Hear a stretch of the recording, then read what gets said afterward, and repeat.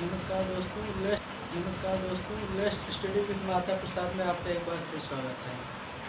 आज आप लोगों के लिए नया टॉपिक लेके आए हैं हिंदी का, जहाँ से काफ़ी प्रश्न पूछे जाते हैं। यूपी कोई भी एग्जाम हो जाए, चाहे सी टेट, चाहे टेट, चाहे सुपर टेट, उसके अलावा वीडियो, लेखपाल, कोई भी एग्ज़ाम हो जाए, यहाँ से काफ़ी मात्रा में प्रश्न पूछे जाते हैं। जैसे कि पिछले एग्ज़ाम में हुआ था यूपी SSSC में, यहाँ से कई प्रश्न आए थे, उस पर बात करेंगे।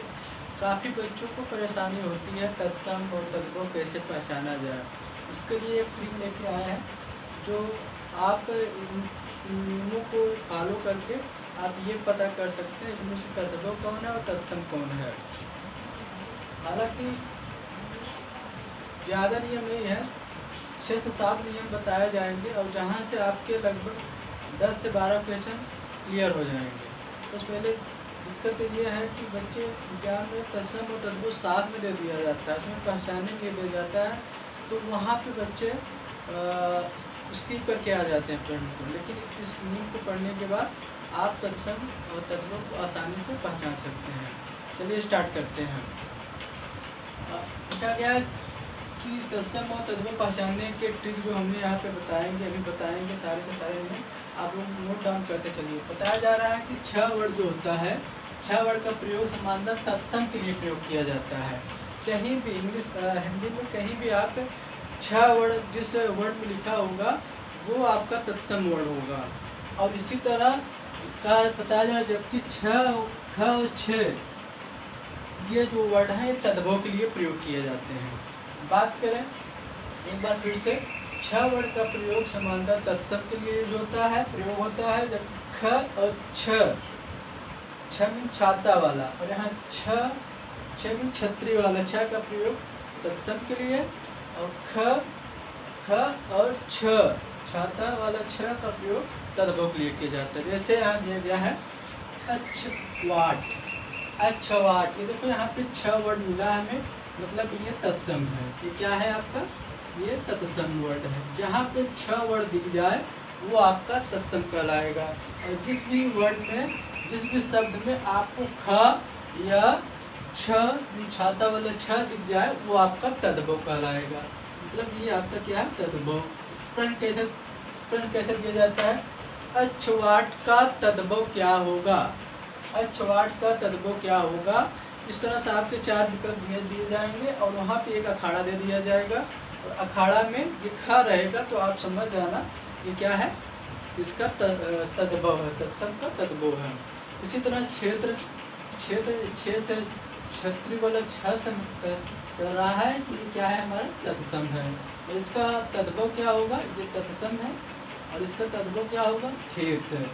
तो खा आ गया ना, तो इससे हमें पता चल जाएगा ये तद्भव है, तद्भव है। छ का तद्भव खेत हो जाएगा। इसी तरह अक्षर का तद्भव क्या हो जाएगा, अक्षर, अक्षर का अक्षर हो जाएगा। मतलब यहाँ छतरी वाला छ, और यहाँ देखो इसमें जो है च वर्ड और आधा च वर्ड और छ मिला हुआ है। आप इससे पता कर सकते हैं कि क्या है, तद्भव है। जिस भी वर्ड में आपको छतरी वाला छ दिख जाए वो आपका तत्सम होगा, और छ छाता वाला दिख जाए वो आपका तद्भव होगा। इसी तरह छूर का तद्भव फूल, छतरी का तद्भव खत्री होगा। इस तरह से आप याद कर लीजिए। जहाँ भी 6 वर्ड का प्रयोग तत्सम के लिए होता है, और ख और छाता वाला छ का प्रयोग हम तद्भव के लिए प्रयोग किए जाते हैं। अगला नियम है, स्र तत्सम के लिए प्रयोग किया जाता है। श्रवण वाला श्रवण जो होता है वो हमेशा सगम क्या होता है, तत्सम के लिए होता है। जैसे श्रृंगार हो गया, श्रावण हो गया, सरस्वी हो गया, श्यालय हो गया, ये सब के सब वर्ड क्या है, तत्सम है। जहाँ भी श्र वर्ड दिखे वो आपका क्या हो जाएगा, तत्सम वर्ड हो जाएगा। आप ये लोग नोट कर लीजिए। विसर्ग का प्रयोग समानतः होता है तत्सम के लिए। अगला नियम है, विसर्ग जो होता है, विसर्ग, इसका जो मार्क है ये वाला, इसका प्रयोग, विसर्ग का प्रयोग समानता होता है तत्सम के लिए, तत्सम, इसका प्रयोग तत्सम के लिए हो जाता है। जैसे दुख, ये आपका क्या है, तत्सम है। लेकिन जब इसी विसर्ग को हम हटा देते हैं, इसी विसर्ग को हम हटा देते हैं, ये हमारा तद्भव हो जाता है। जैसे इसको हम जोड़ दें दुख, ये हमारा क्या हो जाएगा, तद्भव हो जाएगा। विसर्ग का प्रयोग समानता हम तत्सम के लिए करते हैं, लेकिन जब भी इस विसर्ग को हटा दिया जाएगा तो वो हमारा तद्भव हो जाएगा। जैसे निःशुल्क, निःशुल्क, ये हमारा क्या है, तत्सम है। अगर हम इसको हटा दें, विसर्ग को हटा देंगे, इसको हम जोड़ देंगे निःशुल्क, ये आपका क्या हो जाएगा, ये आपका हो जाएगा तद्भव हो जाएगा। विसर्ग का प्रयोग हम समानता तत्सम के लिए करते हैं, लेकिन जब विसर्ग को हटा दें, लेकिन विसर्ग को हट जाने के बाद, विसर्ग को हटाने के बाद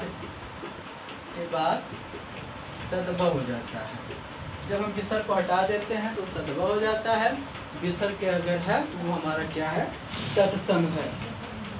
अगला जो नियम है बताया, अर्धाक्षर का प्रयोग समानता तत्सम के लिए किए जाते हैं। जब आधे अक्षरों का प्रयोग समानता तत्सम के लिए किए जाते हैं, रूल नंबर 4 बताया जा रहा है। अर्धा अक्षर का प्रयोग सामान्यतः तत्सम के लिए किया जाता है। इसके लिए किया जाता है, तत्सम के लिए किया जाता है। अर्ध अक्षर का प्रयोग समानता तत्सम के लिए किया जाता है। जैसे एग्जाम्पल हो गया उज्ज्वल, ईर्ष्या, अग्नि, कर्म।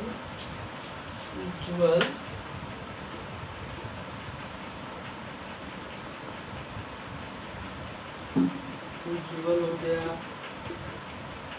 ईर्ष्या हो गया, अग्नि हो गया,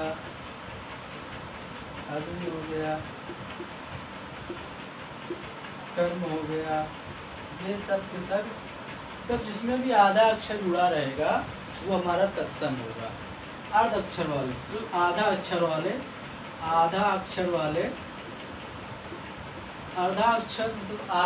वाले सब तत्सम होते हैं। जैसे उज्ज्वल हो गया, उज्ज्वल देखो ज 2 बार आधा करके जुड़ा हुआ है, 2 बार जुड़ा, 3 बार जुड़ा, उससे मतलब नहीं, 1 बार जुड़ा, आधा होना चाहिए। अगर आधा है तो हमारा तत्सम होगा। जैसे ईर्ष्या हो गया, इससे हम देखो आप मूर्धन वाला खा जो है, स जो है आधा है, ये हमारा तत्सम हो गया। अग्नि में ग जो है आपका आधा है, तो ये हमारा तत्सम हो गया। कर्म में देखो पूरा नहीं जुड़ा है, जिस तरह का जुड़ा होगा वो भी तत्सम के अंतर्गत आएगा। इस तरह से ये चौथा नियम था। नंबर 4 था, ये बताया जा रहा अर्ध अक्षर वाले जो वर्ड होते हैं वो हमेशा तत्सम में गिने जाते हैं। जैसे उज्ज्वल हो गया, ईर्ष्या हो गया, अग्नि हो गया, कर्म हो गया। अब बात करते हैं अगले नियम का। चंद बिंदु का प्रयोग तद्भव में होता है। चंद बिंदु का प्रयोग जो होता है, रूल नंबर 4 जो है, जैसे रूल नंबर 5 सॉरी, चंद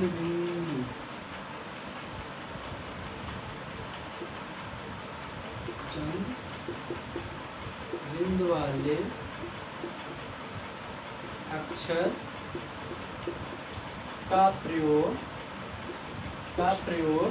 तद्भव में किया जाता है, तद्भव में होता है। चंद बिंदु जिसपे चाँद, जिस भी वर्ड के ऊपर चाँद वाला बिंदु होगा, चाँद वाला बिंदु, इस तरह से चाँद वाला बिंदु होगा, वो हमारा कौन सा वर्ड होगा, तद्भव होगा। जैसे आँख हो गया, आँख पे आप देखोगे उस पे चाँद लगा होगा। एक बार फिर से लिख देते हैं, चंद वाले जैसे आँख, ये आपका तद्भव हो गया। हंसी देखो, ये आपका तद्भव हो गया। जिस पे चांद वाला बिंदु रहेगा वो वर्ड हमारा तद्भव होगा। आँख, हंसी, इसी तरह से बहुत सारे वर्ड होते हैं जिस पे चांद वर्ड होता है। ऊंचा, गाँव, और भी वर्ड हैं जैसे ऊंचा हो गया, आप देख लीजिए ऊंचा पे चांद लगा हुआ है, गाँव चांद लगा हुआ है। इस तरह से ये एक्सेट्रा बहुत से वर्ड हैं जिस पे चांद वाला बिंदु लगेगा, वो हमारा कौन सा वर्ड होगा? तद्भव होगा। ये 5 नियम थे दोस्तों। अब बात करते हैं अगले नियम की। अगला नियम ये बताता है तत्सम में स्र या स तथा तद्भव में स का प्रयोग होता है। श्रवण वाला स का जैसे भी हम पढ़ चुके हैं, एक बार इसको पहले रख कर देते हैं, आप लोगों को एक बार फिर से बता देते हैं। श्रवण का प्रयोग समानतः तत्सम में किया जाता है, जब ख और छ वर्ण का प्रयोग तद्भव में होता है। जैसे वाट का तद्भव अखाड़ा हो गया, छेद का तद्भव खेत हो गया, अक्षर का अक्षर हो गया, क्षूर का खूर हो गया, छतरी का खतरी हो गया। ये पहला नियम था। दूसरा नियम स्र का प्रयोग समानतः होता है तत्सम के लिए। स्र का प्रयोग समानतः तत्सम के लिए होता है। जैसे श्रृंगार हो गया, श्रावण हो गया, सरस्वती हो गया, श्याले हो गया। इस तरह से बहुत से शब्द हैं। उन्होंने फिर बताता है विसर्ग का प्रयोग समानतः तत्सम में होता है, लेकिन जब विसर्ग को हटा देते हैं वो तद्भव में प्रयोग किया जाता है। जैसे दुख में अगर हम विसर्ग को हटा देंगे तो ये तद्भव हो जाएगा। निःशुल्क हम विसर्ग को हटा देंगे तो यह तद्भव हो जाएगा। अगर इन पर अर्धाक्षर का प्रयोग समानतः तत्सम में होता है। आधे अक्षर वाले अक्षर वाले शब्दों का प्रयोग तत्सम में प्रयोग किया जाता है। उज्ज्वल हो गया, ईर्ष्या हो गया, आत्म हो गया, कर्म हो गया। अगला नियम कहता है चंद बिंदु, चार बिंदु वाले अक्षर का प्रयोग तद्भव में होता है। जैसे जिस पे चार वाला बिंदु लगेगा उसका प्रयोग हम तद्भव में करेंगे। आँख हो गया, हंसी हो गया, ऊंचा हो गया, गाँव हो गया। ये सारे के सारे शब्द जो हमारे हैं तद्भव नियम थे तत्सम और तद्भव पहचानने के लिए। अभी और भी नियम है, इसको एक बार रख करके फिर से नियम बताते हैं।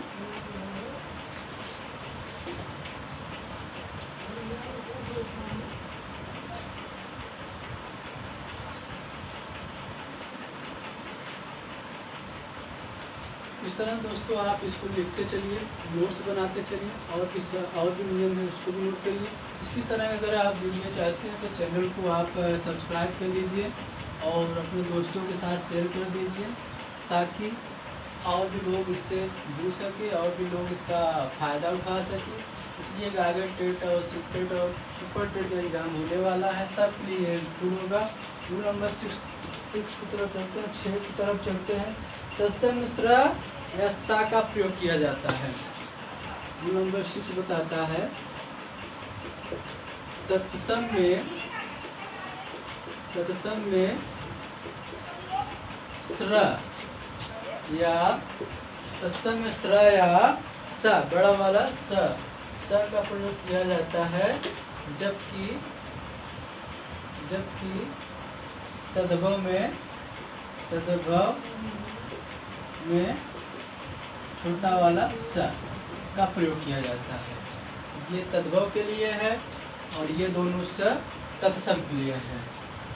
तत्सम में छोटा श्रवण वाला स्र और बड़ा वाला सा का प्रयोग किया जाता है, और तद्भव में हम छोटा वाला सा का प्रयोग करेंगे।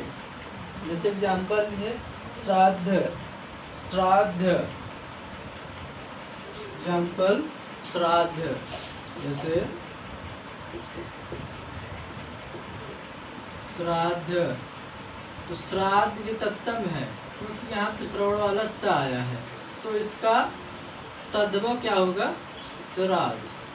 तद्भव क्या होगा? श्राद्ध। इसी तरह से स्वसुर, सुक्त, साक का तद्भव साग होता है। स्वसुर का लेते हैं, स्वसुर का ससुर हो जाएगा। जैसे स्वसुर, ये आपका देखो श्रवण वाला स है, तो ये आपका तत्सम हो गया और इसका तद्भव होगा ससुर। श्राद्ध का श्राद्ध तत्सम है इसलिए कि श्रा आया है, और श्राद्ध तद्भव है इसलिए छोटा सा है ससुर का ससुर हो जाएगा, ये तत्सम है, ये तद्भव है। और एग्जाम्पल ले लेते हैं, सक्तु, सक्तु, सक्तु, ये आपका क्या है, तत्सम है। इसका जो तद्भव होगा संतु, सत्तु होगा, इसका तद्भव सत्तु होगा। इसी तरह से साक, साक, इसका तद्भव साग हो जाएगा, है ना। स्वसाद का सराद, ससुर का ससुर, सत्तु का सत्तु, साग का साग। मतलब स और बड़ा वाला स, शरीफ वाला स का प्रयोग हम तत्सम में करते हैं, और यहाँ पे छोटा सा का प्रयोग हम तद्भव में करते हैं। ये रूल नंबर 6 था। अब बात करते हैं रूल नंबर 7 का। तद्भव में व तथा तत्सम में व तथा तद्भव में बा का प्रयोग किया जाता है। तत्सम में हम वा का प्रयोग करते हैं। रूल नंबर 7, रूल नंबर 7 की बात करें, तत्सम में हम वा का प्रयोग करते हैं, जबकि तद्भव में हम इसको बा बना देते हैं। तत्सम में वा का प्रयोग करेंगे, तद्भव में बा का प्रयोग करेंगे। जैसे एग्जाम्पल हो गया वधु, वधु का क्या हो जाएगा, वधु का बहु हो जाएगा। वाराणसी का बनारस हो जाएगा। इसी तरह से विद्युत का बिजली, विवाह का ब्याह हो जाएगा। बात करें वधु का, वधु का बहु हो जाएगा, है ना। जैसे वधु, ये देखो ये आपका तत्सम है, इसका आप तद्भव बनाएंगे तो ये बहु हो जाएगा, बहु। तो वा का बा में बदल जाना, है ना। ये आपका तत्सम है, ये आपका तद्भव है। इसी तरह से वाराणसी, वाराणसी, है ना। वाराणसी का जो तद्भव होगा बनारस होगा, बनारस। मतलब ये देखो ये तद्भव वा में, वा है तो तत्सम है, और बा हो जाएगा तद्भव हो जाएगा। इसी तरह ब्याह, है ना, विवाह का ब्याह हो जाएगा, विवाह, इसका तद्भव क्या हो जाएगा, ब्याह हो जाएगा, ब्याह, है ना। देखो वा आया है तो ये तत्सम है, और बा आ गया ये तद्भव हो गया। तो वा आने पर तत्सम, बा आने पर तद्भव का प्रयोग करते हैं। इसी तरह से विद्युत हो गया, बिजली। जैसे विद्युत, कई बार जब पूछा है विद्युत का तद्भव क्या होगा, विद्युत का तद्भव बिजली होगा, है ना। ये आप याद कर लीजिए। अगर हुआ है तत्सम है, बा है तद्भव है। अब बात करते हैं नंबर 8 की। तत्सम में हम मूर्धन वाला सा का प्रयोग करते हैं, तत्सम में हम मूर्धन वाला सा का प्रयोग करते हैं, तो खटकोड़ वाला सा का प्रयोग करते हैं। नंबर 8, तत्सम में ये वाला मूर्धन वाला सा का प्रयोग करते हैं, प्रयोग करते हैं। जैसे इससा हो गया, इससा हो गया, ये आपका क्या है, तत्सम है। जहाँ पे ये वाला सा आएगा, ये वाला सा, आप इसको कभी कभी बच्चे खा भी पढ़ते हैं, खड़कोड़ वाला खा पढ़ते हैं, कभी कभी इसको मूर्धन वाला सा पढ़ेंगे। तो जहाँ ये दिखेगा वो आपका तत्सम होगा। जैसे एग्जाम्पल आप बताएं, श्रेष्ठ, श्रेष्ठ, मनुष्य, महिष, पुष्प। श्रेष्ठ, श्रेष्ठ, मनुष्य, मनुष्य, पुष्प, पुष्प। तो देखो सब आ रहे हैं, सब आ रहे हैं, सब के सब आपके तत्सम है, तत्सम है। अगर ऐसे ही बात करें, श्रेष्ठ का तद्भव क्या होगा, श्रेष्ठ का तद्भव सेठ होता है, सेठ। और मनुष्य का तद्भव मानव, मानव होता है। पुष्प का तद्भव फूल होता है, ये इसका तद्भव है। ये थे 8वां नियम। अब बात करते हैं नियम नंबर 9 की। नियम नंबर 9 ये कहता है, नियम नंबर 9 हमारे ये कहता है कि ऋषि वाला री और रथ वाला रथ का प्रयोग तत्सम किया जाता है। ऋषि वाला री और रथ वाला रा का प्रयोग समानतः तत्सम में किया जाता है। ऋषि वाला री और र वाला रथ वाला र का प्रयोग तत्सम में किया जाता है। जैसे बात करें नंबर 9 की,